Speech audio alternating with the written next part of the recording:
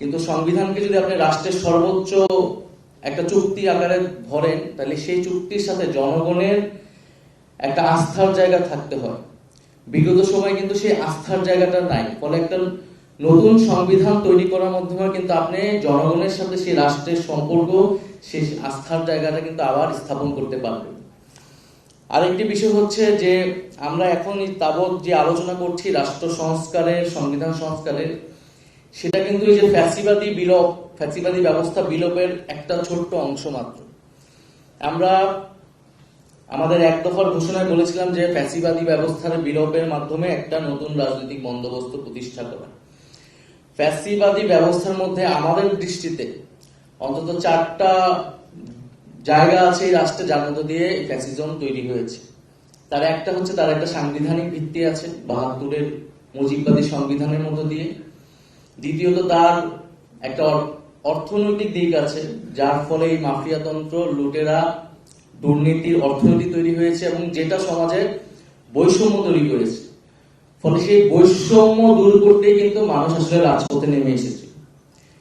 তৃতীয়ত তার একটা রাজনৈতিক দিক আছে, যে দমন পীড়ন, মানবাধিকার হরণ করেছে, বিরোধী মতকে দমন করেছে, অর্থাৎ যে বাকশালী চরিত্র সেটি আসলে ফুটে উঠেছে। আরেকটি তার সাংস্কৃতিক দিক আছে, সাংস্কৃতিক ফ্যাসিজম আছে, যেটা বাংলাদেশের যে সাংস্কৃতিক বহুত্ব সেটাকে অস্বীকার করেছে। ফলে এই যে ফ্যাসিবাদী ব্যবস্থার আমরা 4টা দিক বলছি, তার একটা দিক সংবিধান বা রাষ্ট্র কাঠামো নিয়ে কিন্তু আমরা এই সময়টা আলোচনা করছি। আমাদের যদি সত্যিকার অর্থে ফ্যাসিবাদী ব্যবস্থাকে বিলোপ করতে হয়, তাহলে কিন্তু এই 4টা দিকেরই আসলে সংস্কার করতে হবে এবং পরিবর্তনের মধ্য দিয়ে যেতে হবে। এবং আওয়ামী লীগের একটা কনস্টিটিউশনাল ফিলোসফি আছে, একটা কনস্টিটিউশনাল পলিটিক্স আছে, যেটার বেস হচ্ছে 72। আমরা দেখছি এরপরে 75 পরবর্তী সময়ে প্রেসিডেন্ট জিয়াউর রহমানের সময়ে আমাদের সংবিধান একটা নতুন চরিত্র পেল, তার মূলনীতিগুলো পরিবর্তন হলো। কিন্তু সেটাও সংশোধনীর মাধ্যমে, এবং সেই সংশোধনীও কিন্তু আসলে টিকল না। সেই মূলনীতিগুলা বা সেই সাংবিধানিক চরিত্রটা জাতীয় চরিত্র পেয়েছিল কিনা, জনগণের সম্মতি ছিল কিনা, সেটা ভিন্ন প্রশ্ন।